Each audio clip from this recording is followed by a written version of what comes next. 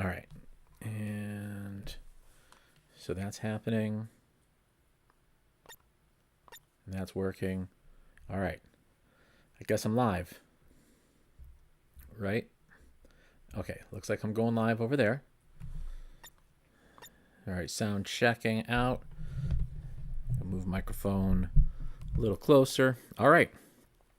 So, hi there. This is Matt Heffernan. Welcome back to my channel. This is a special live edition of my weekly edited video, which is a bit of a paradox there, but this is a live stream that will be edited into a properly edited video in lieu of what was going to be the next episode of my Z80 tutorial series. That ended up not really coming together quick enough.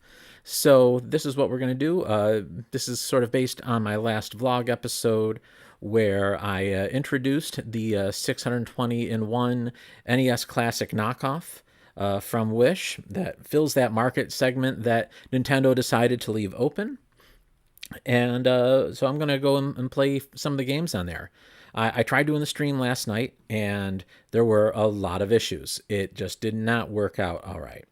So hopefully it works out better today. And I do have some background information that I was at least able to gain last night and see what some of these games are about that some other folks had some more input on.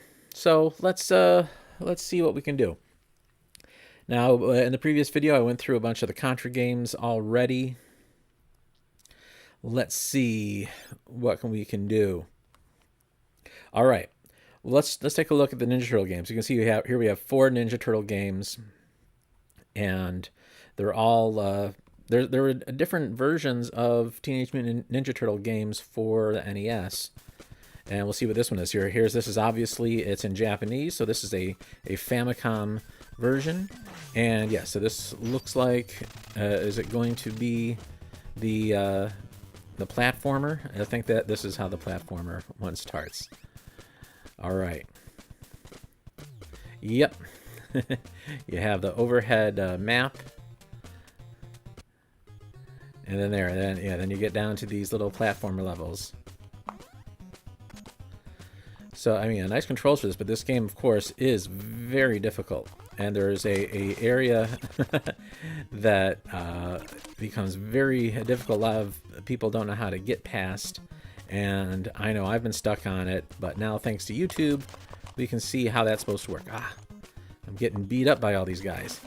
So you can see here, for this game, it actually works pretty well. I'm not going to say it's emulation because I don't believe this is actually emulation. I think this is a Nintendo system on a chip. And I am going to be verifying that with the other unit that I have that is made to look like a Super Nintendo, like an actual North American Super Nintendo, but it was not a... Oof. Oh, Splinter has some encouraging words, I'm assuming. Maybe he's a little more of a hard ass in Japanese. So yeah, so this is the original Ninja Turtle game for NES. We're gonna reset that. Try the next one.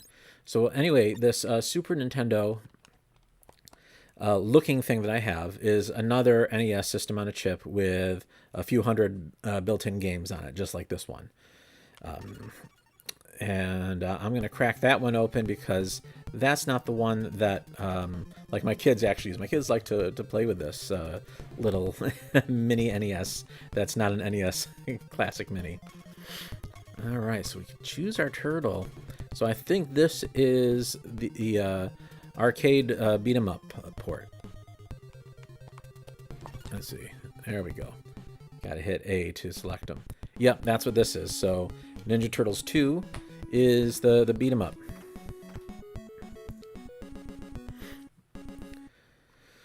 All right. Oh, we gotta get.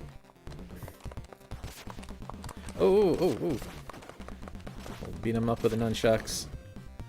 Ironically, we do not have nunchuck controllers here.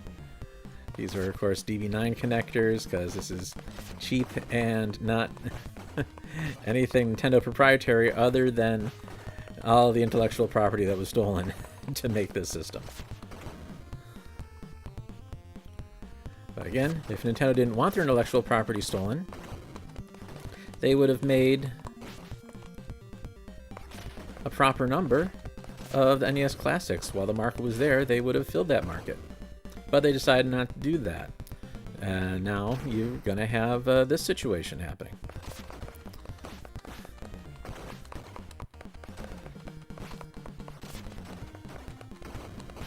Meanwhile, people are paying hundreds or sometimes thousands of dollars for those NES Classics, more than an actual full-size Nintendo, a real vintage NES is going for, which is kind of crazy. Oh, forgot about the balls. There we go, the flying kick.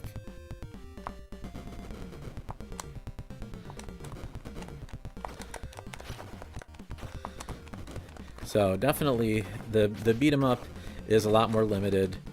You can see they're trying to make decent sized sprites on the NES, which is difficult to do. And what we end up getting is a lot of flashing when you get too many of them on there, because it's taking a whole bunch of sprites just to make up one of these little characters. But I think they did a reasonably good job with it. But yeah, definitely a bit beyond what the NES could handle. So those of us here in the United States, if you're at least in the eastern half of the country, the Olympic opening ceremony is being broadcast right now, even though it happened earlier this morning in our local time. But if you're watching this instead, I thank you. Hopefully this is going better than it did last night.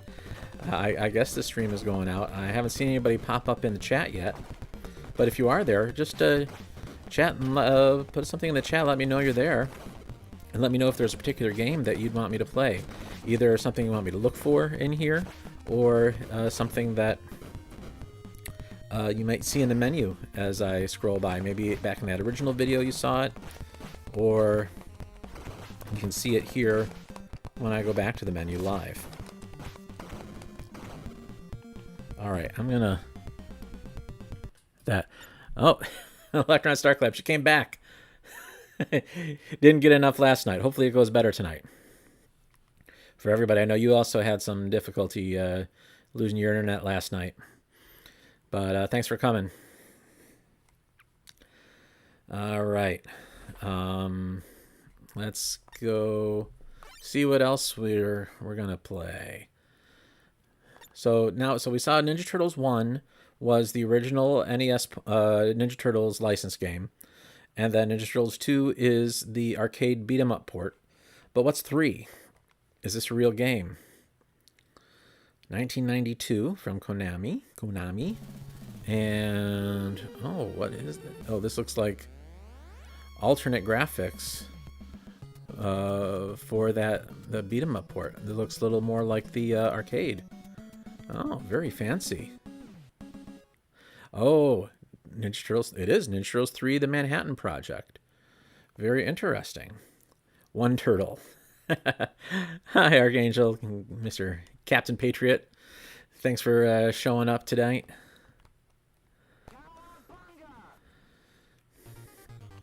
All right. Oh, who do I be? So I was Michelangelo in the last game. Raphael, Donatello. I was Donatello in that. Raphael. How about Raphael? Looks like arcade intro. Yeah, it does. I mean, this is pretty graphically impressive for the NES. Oh, here we go. Turtles are enjoying their vacation on a beach in Florida.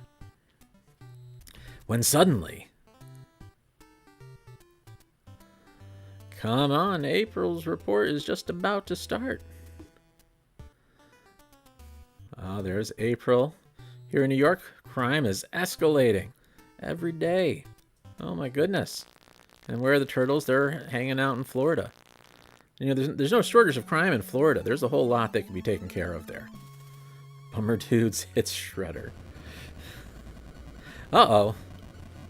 What's happening to Manhattan? That's not good. Oh, and Shredder's got April. Oh, taking and all of Manhattan Island. That's a lot of energy to expend. Just to lure the turtles back to New York? That seems a bit extreme.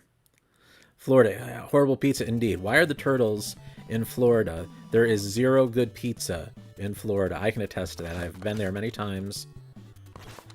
And the pizza is awful. It's a bad pizza and no bagels.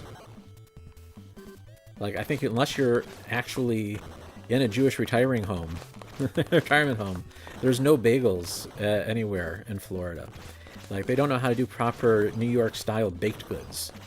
It's pretty sad. It's still a plot from the old Spider-Man cartoon. Yeah, you know. Can't expect them to be too original.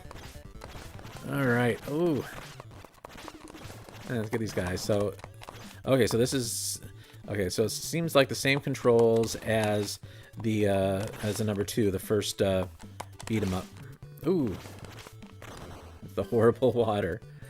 Gotta watch out for that water. Ooh, come on.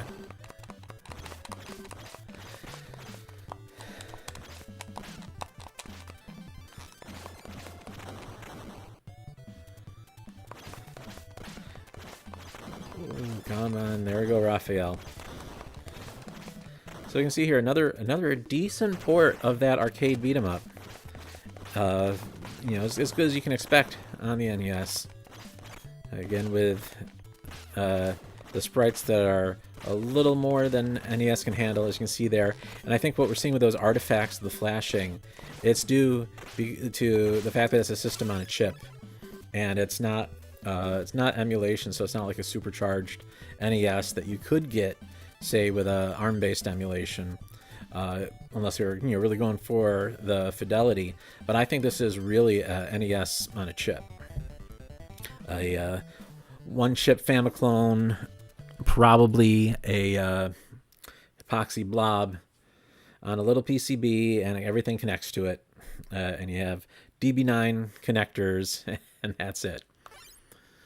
All right, so let's see what else we got here. Mortal Kombat 4. What is this? Is this actually Mortal Kombat? Well, look at that. MK4. Now, the first Mortal Kombat in the arcade came out really past the time where the NES was really relevant. So can they really do something good? What can I get? Oh, these are a lot of repeated characters over here.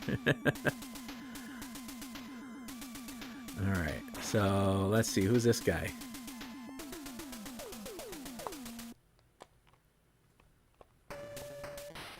Okay. Well, there we go. Oh, he's just...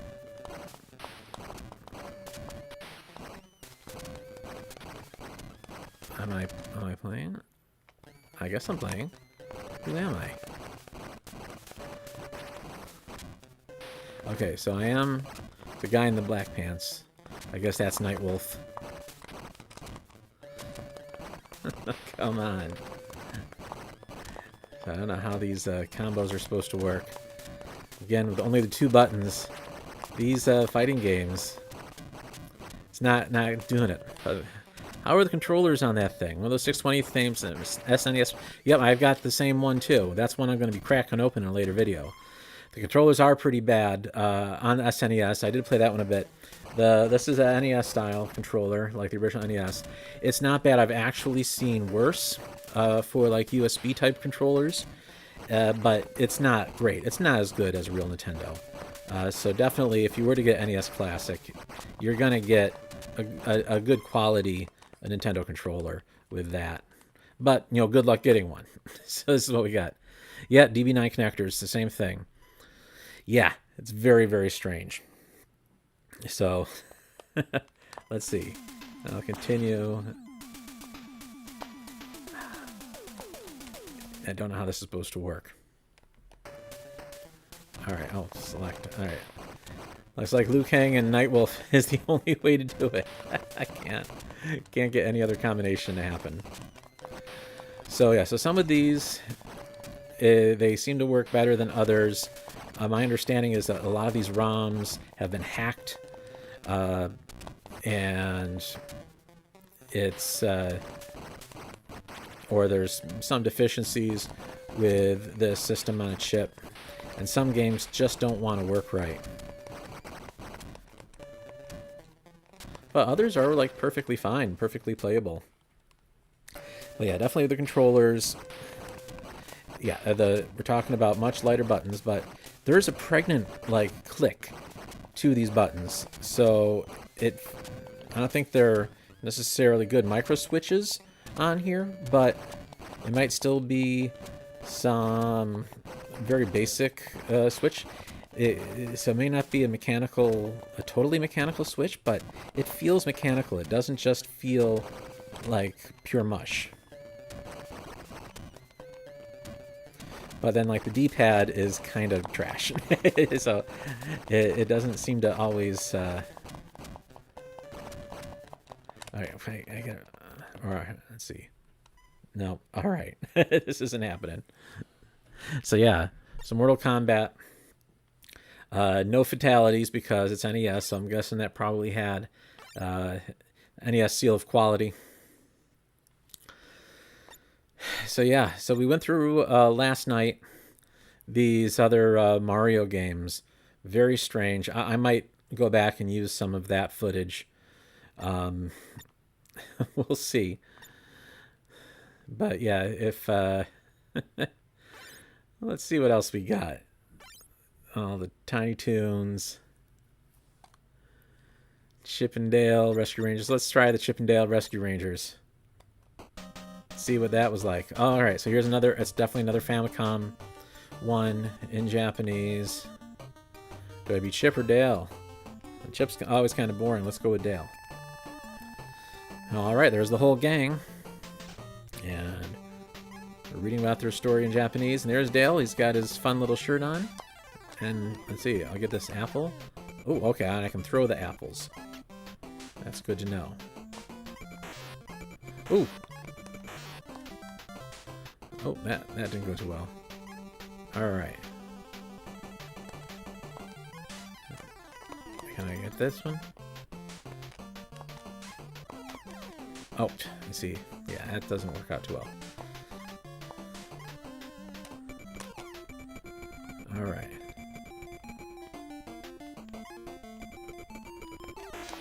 Ah, that didn't work either. Oof. Or at least the flowers don't kill me. That's nice. Oh.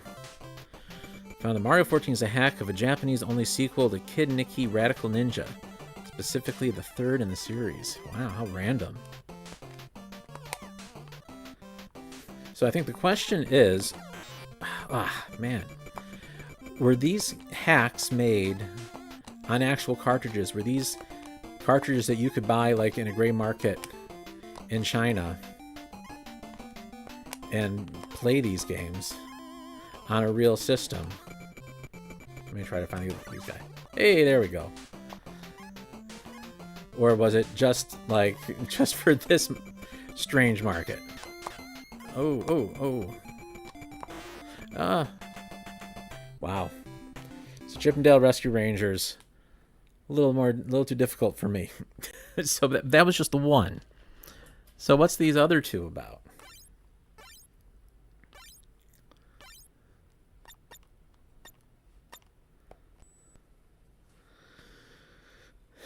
Presents copyright 1993.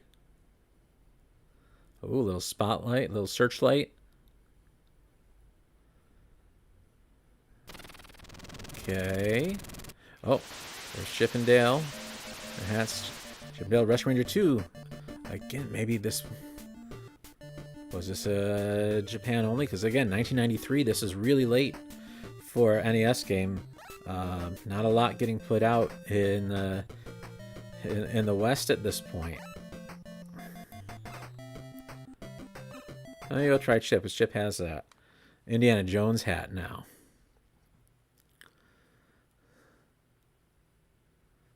Oh, wow.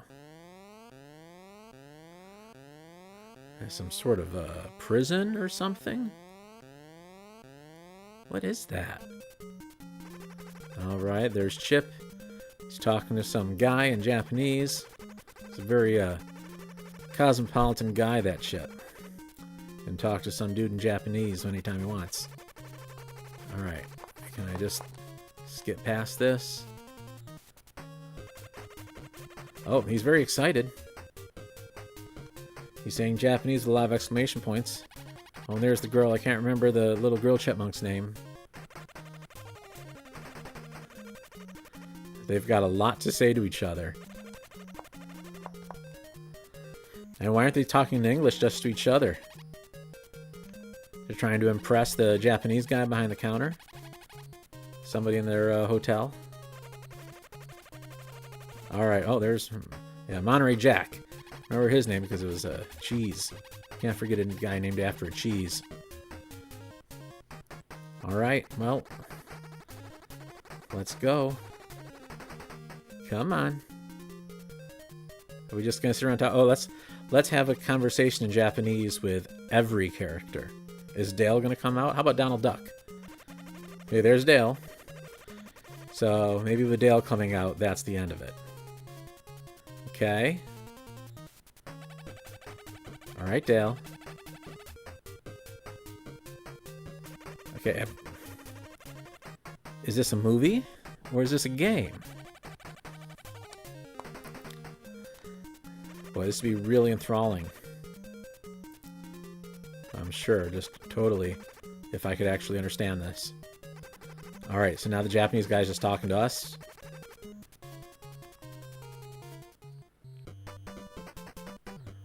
Alright, we're like in a diner? So we got like a diner style cup of coffee and a cheeseburger. What is this? Oh. Some guy with a fork. Oh, little rescue ranger things. Can I? Okay, so I have no attack, but I can get these little blocks. I think that's what I'm supposed to do, is collect these blocks. Oh!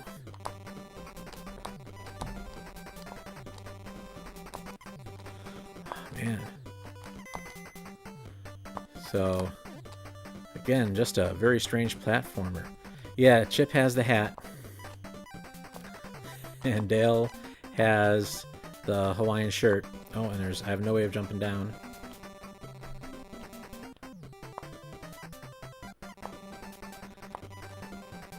When they're naked, you know, like in a normal cartoon or in a comic book, you can tell them apart because Dale has the red nose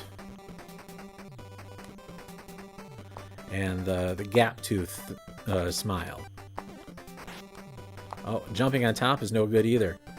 So you have no means of attack against any of these enemies. I mean, it's cute graphics and all. It's very cartoony, but yeah, I'm not sure what I'm trying to accomplish here. So we're gonna try something different. I mean, so far, you know, knock on wood, this is going better than last night. Because yeah, we looked at Street Fighter 201. There was actually Street Fighter 2010, which was an interesting game. Hi, SCJ. Thanks for joining us. And then we had the original. So here's like, again, Mortal Kombat 4. Because right here we had Mortal Kombat. So this is Mortal Kombat. So is this the same game? So I think this is where, you know, oh, yep. So it looks exactly the same. Yeah, I'm not going to go through this again. So yeah, you can see there, it doesn't take long before you start seeing just out and out duplicates in this list of 620 games. So like Cage, could that also be like a Mortal Kombat game? What is it? Natsume Cage. 1990. Okay, oh, Natsume is the company. So what is it? Player select. Hayate. I guess I'll be Hayate. Stage 1. Alright, so what is this? Oh, it looks like another beat 'em up. Okay. Oh, that's a interesting sword technique he's got there. Okay, all I can do is just kind of swizzle with my sword. It's like I'm beating a large egg that's in front of me. Oh, and then I can climb up here. Oh, I can't swing up over the top of that. Okay, oh, come on. Okay, so... Okay, how do I get... Okay, I can go under... I can't... How do I get out of here? Natsume made Harvest Moon. Thought Neil Young made Harvest Moon. I guess you're meaning a video game. What is this? Alright, I'm already lost. And there's no enemies. How do I get up there? Oh, there we go. Okay. I figured out something. Was that just doing B and up gets me to do that? Oh! Monkeys are attacking. Alright. And there's that guy. Can I jump up to here? Oh! Come on. Out of my way. Okay, let me see if I can figure this out. Yep, okay. I can climb up bars. I mean, this isn't too bad so far. It's a playable sort of beat-em-up platformer. Alright. Looks like I'm back. Sorry if you lost me. Yep. Okay. It's, Alright, looks like everything's working again. Fuzzix. Alright, well, thanks for coming, Fuzzix. Oh, ZX Spectrum Vids, yep, so it's not going to happen this Monday, but next Monday be the arithmetic and logic video, which is taken way longer than I had anticipated to make, so it just wasn't making in the production cycle. So I'll tell you, there's a lot. It's a lot more complicated, that instruction set architecture for math. A lot of things are happening in weird ways, so I've been really just getting to know all the weird ins and outs of like how add and subtract, and add with carry, subtract with carry, how they all work in all these different variations. There's just so many different opcodes. So many the differences between 8 and 16-bit. It's not predictable, and so things the flags don't get changed in ways that you would expect. It's a very strange one. So there's a lot to go over, and I may even just get the logic part out of there. I may just be all on the arithmetic functions. So, all right, let's see. What shall we try? You know, I did want to try one of these other hot blood. So, if I do, let me try a sport that I can at least know how to play, like basketball. So, Hoplet Basketball. Yep, so it looks like it is. So that must be some sort of franchise in Japan of hot blood with these weird little chibi dudes. After all your other projects are completed, do you think you'll branch off existing CPU tours and modify them for other systems like the NES? Yeah, so that is actually my plan. That I within these different families, so like with the 6502, to eventually do Atari 2600 and NES at the very least. And maybe some Commodore 64 also. But then, yeah, having that 65 CO2 as a basis, and then I can just sort of do Delta episodes. Like here, I showed you how to program. I showed how the instruction set works in like those first 8 episodes of the Commander X16 series, and then there can be a jumping off point. It's like, all right, well, like, remember how I said in those episodes, you don't have certain opcodes or addressing modes or behaviors for these other systems, and here's that in action. Here it is for the NES. Here it is for the Atari 2600. Oh, by the way, Atari 2600 only like 13-bit addressing. So good luck with that. All right. So yeah, it looks like these same dudes, these little hot blood, square-headed chibi dudes are gonna play basketball. Dunk Heroes.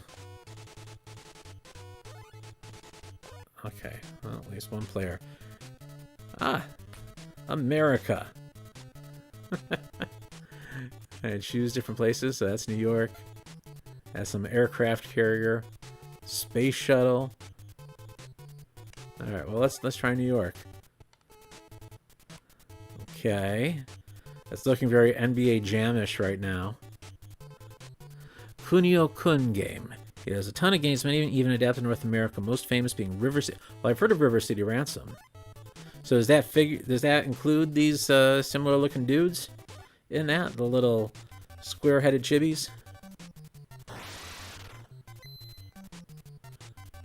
All right. Is that the... I don't know what that was supposed to be. All right. Okay, so I'm playing against. Oh, what the heck? What? Oh, where? Oh, this is no good. Who am I playing? I think am I playing the little brown and green guys? Yeah, I must be, because I'm not. Okay, then I just beat him up to get the ball. I don't know. I can't figure out what's going on here. Yeah. That is weird. That's very weird. So, Mighty Final Fight, Kickmaster, Street Fighter Kombat. Astyanax, Three Eyes Boy. Oh, it's Three Eyes Boy. Tomy. Oh, okay. Didn't know Tomy made NES games. I guess they did for the Famicom. Yes, easy, please. Stage 1. Oh, look at this little guy. Oh, isn't he cute? He looks like Avatar.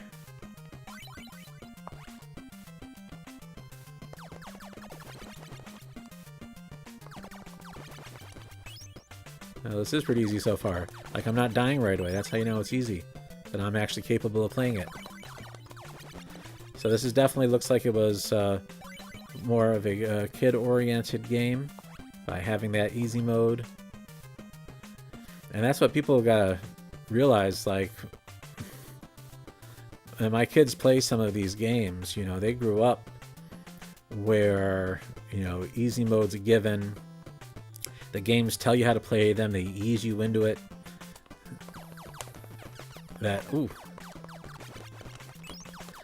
And that, you play a game now, you're not just going to die right away. That's not how games work anymore. So they're definitely used to that. Or having sandbox games like Minecraft and Animal Crossing, where, like, if you play creative mode Minecraft, there is no dying. You're just playing around, you're building a world. And so, yeah, they have a whole different concept of gaming. They don't have, like, the plugging quarters into an arcade machine gaming concept that kind of went into the these early console games. It's like still trying to figure out what console gaming should be. All right. I think Three Eyes Boy is an Osamu Tezuka character. Same guy who wrote Astro Boy. Okay. Yeah, I can see their similar style there. Okay. Cute. Alright, well, let's try a little something different here. So yeah, and that's again like another thing. Like at least now with the Switch, they have the Nintendo emulation, the NES and SNES emulation in there, but it's a curated list. It's kind of small, and you don't have the marketplace like you had with Wii. So how do you actually access these old games? Like I want to play one of these weird Famicom games. Well, they put a few Famicom only games on the Switch, but it's only what Nintendo wants you to have. It's a tiny number. You know, here's a half dozen Famicom exclusive games that you can play on your Switch. And it's like, well, no, I want to play some more. And there's the only way to do that is through pirated ROMs, either on emulation or on a system like this. And so, yeah, it's again, Nintendo just obviously it's going to be difficult for them to be able to, create that ecosystem and say, all right, yeah, we understand it's difficult, but yeah, we're not going to go and do a giant server with every game you ever wanted. Well, it doesn't have to be every game you ever wanted, but a few. And some, there's just going to be no way because the rights are too complex. We've got a lot of these publishers that don't exist anymore. So how are we going to get that? How are we going to get these publishers that don't exist anymore to give Nintendo rights to the game to play them on the Switch? It's not going to happen.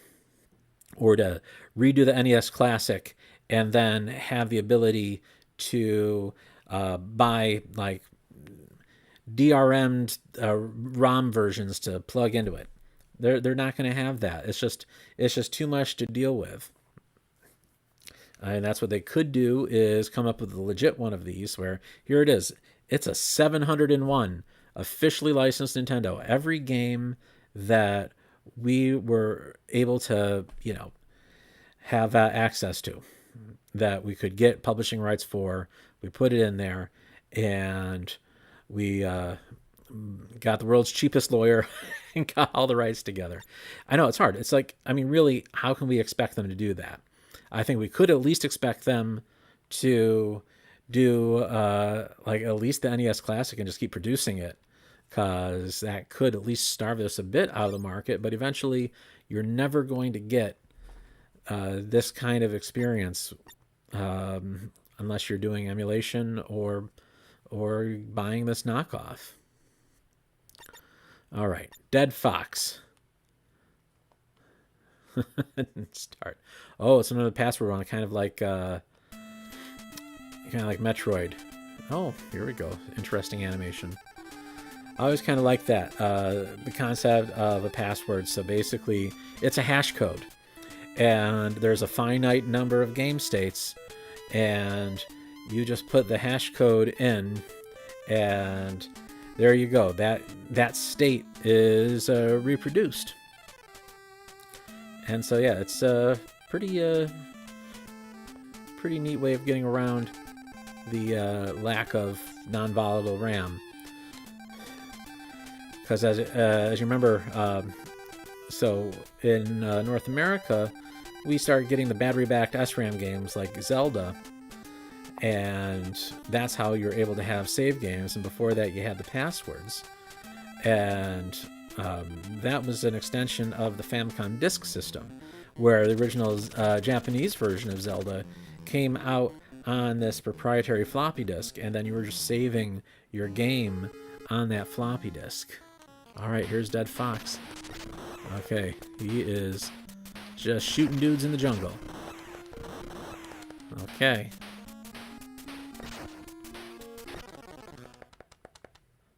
Oh, but they can jump fast.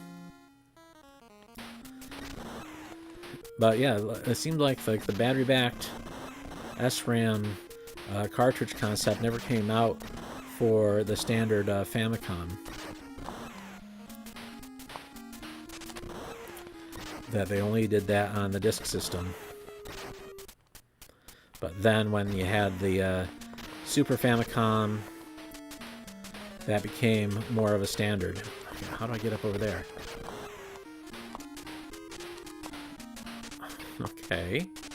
Do I have to go all the way back, find a step up? Oh, I thought I killed you. So this is kind of weird. So yeah, this is that's Dead Fox.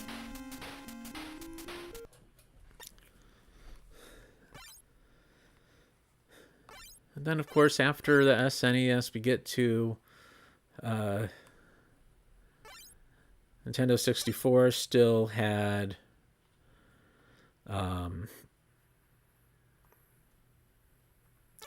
you had the Rumble packs with memory in them, and you had that sort of transportable memory concept. And of course, PlayStation adopted that, and the Sega Saturn, and the Dreamcast, and the GameCube had those swappable memory cards. PlayStation 2 had swappable memory cards. And then eventually we decided that everything has to be on a local hard drive or in the cloud. So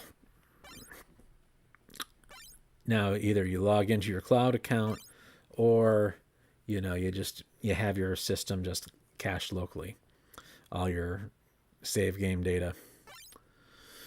All right, Donkey Kong Galaga 2. So we saw before how Donkey Kong 3 was like that weird Donkey Kong where there's the beehives and you're shimmying up and down on that. Forget what that was called. Door. F1 race. Formation Z. Raid on Bungling. Lunar Ball. Macross. Milk and Nuts. What's Milk and Nuts? I gotta see what Milk and Nuts. Or Nuts and Milk if you prefer. Oh, so this looks like a black box game with that same kind of intro. Alright, so I'm the pink guy. Oh. Did I die? Okay. Oh, splash. Alright. I have no jumping capability. But he just kills me if he touches me.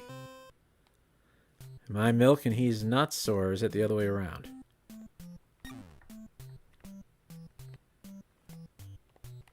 See, then I get stuck there.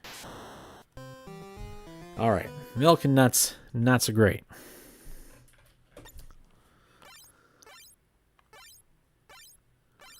What else we got?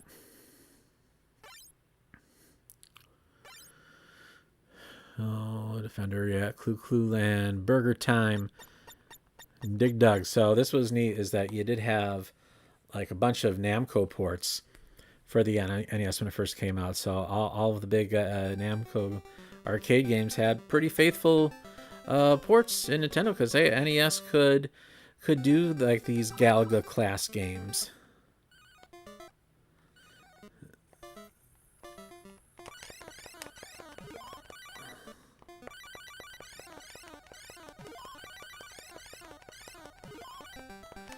Of course, this was originally on Z80. Oop. It's not here, so this is one of the early examples of a Z80 arcade game trying to be ported as close as possible to a 6502 based home system.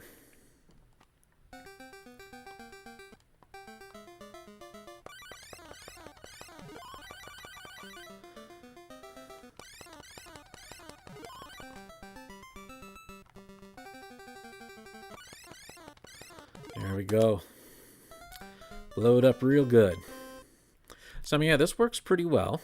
If you might have seen the live stream I did before. By the way, I have my channel, Slithy Games Live, which is where the unedited version of this stream will be going. I don't think I'm going to put last night's stream on there. But I'll be putting this one on here because it seems to be going pretty well so far. And you can see I have the Pac-Man plug and play, actually an official Namco Bandai plug and play with a nice big joystick and arcade buttons, and it's got Dig Dug and a bunch of different Pac-Man games, and Rally X, Galaga, Galaxian, Bosconian. Really good set of games for that. So I like here again the silent attract mode because it's like it's not a credits thing like you'd have in a current game, but yeah, it's just like, well, people want the arcade experience at home, right? So we'll just faithfully reproduce that. Oh, okay, not really what we were looking for. All right, this is something else I haven't tried. Bobble 2. Is this Bobble 2? Is it original Bobble? What is it? It's Bobble 2. All right. Now is the beginning of a fantastic story. Let's make a journey to the Cave of Monsters. Good luck. Yep, so yeah, this is Bobble 2. Love the Bobble games. Taito made some really fun games in the series. Of course, for the ZX Spectrum, I am making a Puzzle Bobble based game. Question is, do I come up with little characters as mascots in that? Not sure what I'm going to have, actually, for a lot of that stuff. But, yeah, it'll be fun. Hopefully it'll come out right. I've got to get more time for doing it. As it turns out, like, taking the time to build the series, I was hoping to have time to, like, work on the game, and while getting up to snuff on Z80 programming and using that as the basis for the tutorial series. Oh, come on. Ah! Yeah, it's just taken a long time. Oh, man. Alright, I'm gonna have to come back down from the top.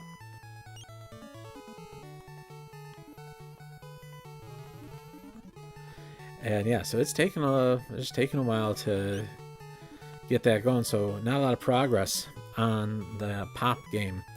Bobble 2's NES exclusive. The sequel Bobble is Rainbow Island. Oh, okay. Huh.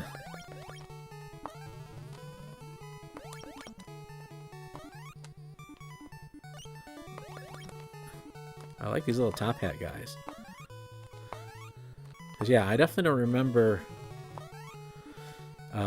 like a arcade Bobble that looked at all like this. It just looked like more like the original one.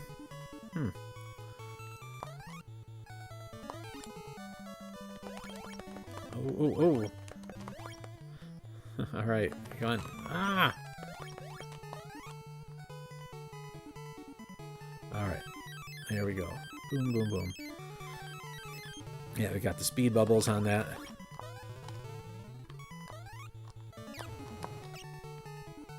Oh.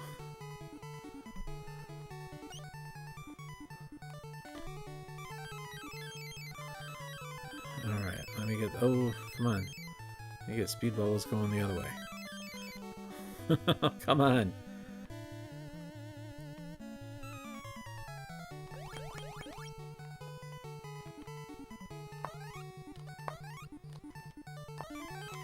There we go. Alright. Cleared that one. Moving ahead. So yeah, I mean, this is really a very playable version of Puzzle Bobble 2. Oh boy.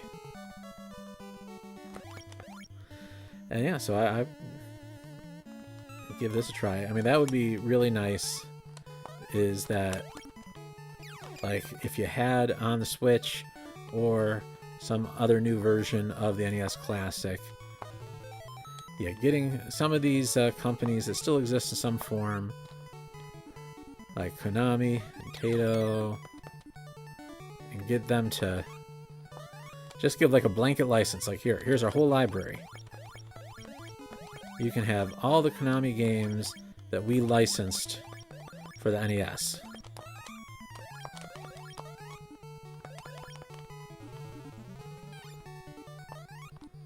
Wouldn't that be nice?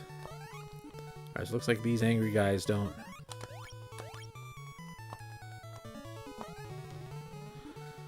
move a whole lot.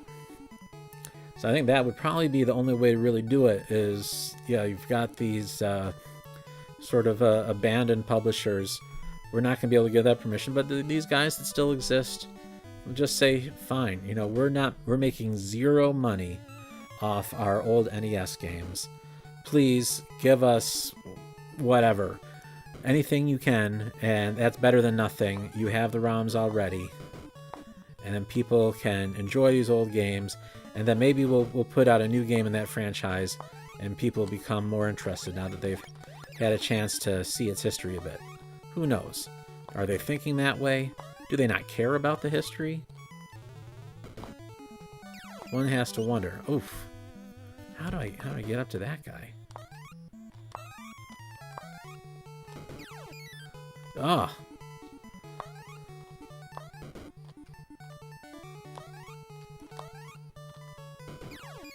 Oh man, I keep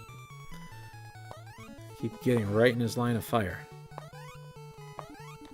Okay, I think this is not. No. Oh man, no, it's. Oof. Oh, and now he's angry.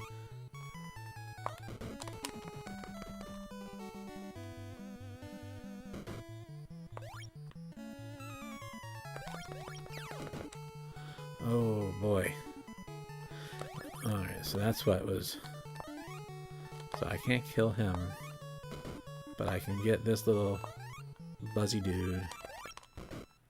Oh, come on.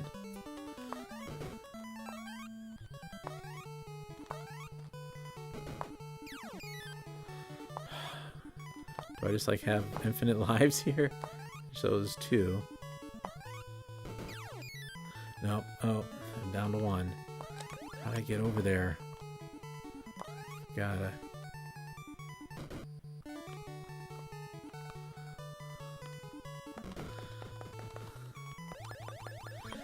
Get on there.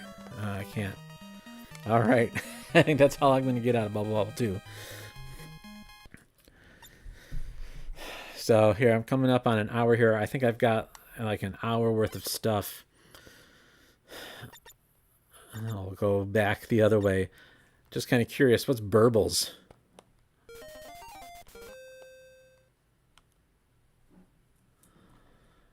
Burbles is a very dark war game. That's like some kind of Jeep with a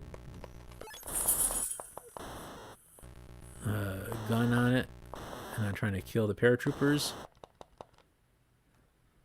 Okay.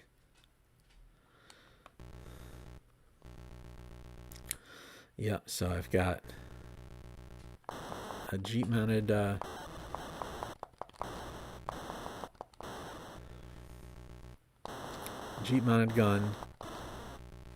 I'm trying to shoot these guys. Am I supposed to get this?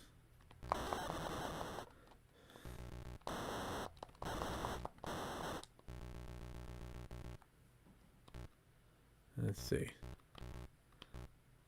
If I... Boy, I don't know what I'm supposed to do here. Am I supposed to catch these guys? Or am I supposed to shoot these guys?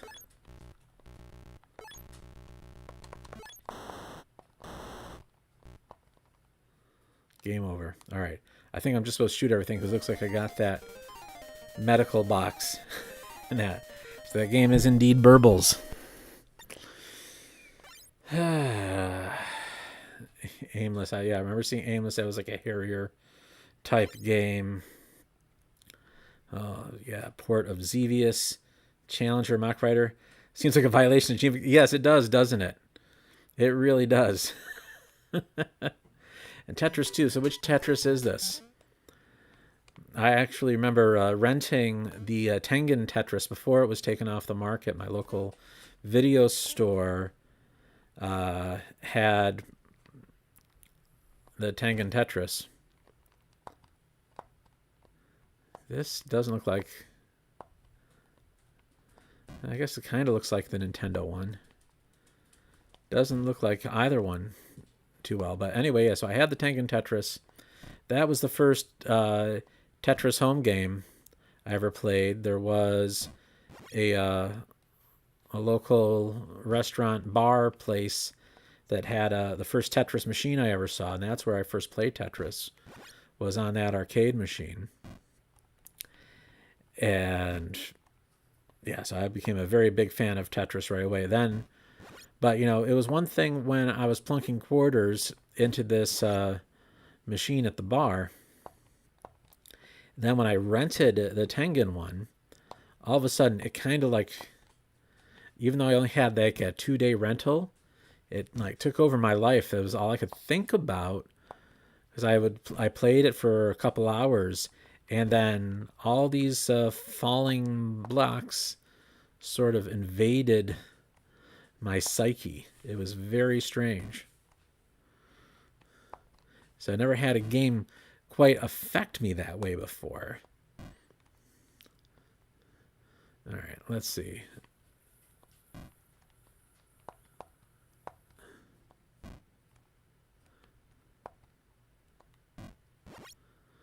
There we go.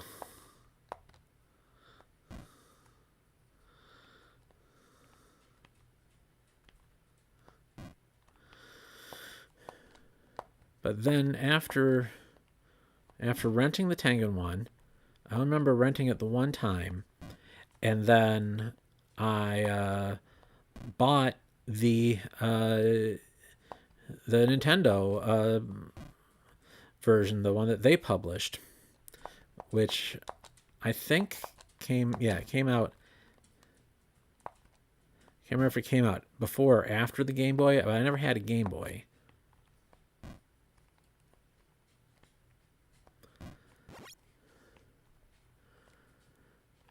But then, yeah, then I just played the crap out of that until eventually you could just get Tetris and everything. And I had like a version of Tetris on the PC for Windows, back when games on Windows were kind of rare. It's like, no, it's not a DOS game. You can actually play it on Windows. You don't have to exit Windows to play it. That was quite a novelty at the time.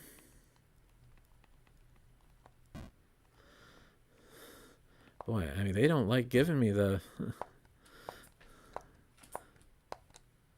just the long flat ones. Like, I mean, look at my statistics. I've gotten none of them. Practically. Oh, man, I really messed that up.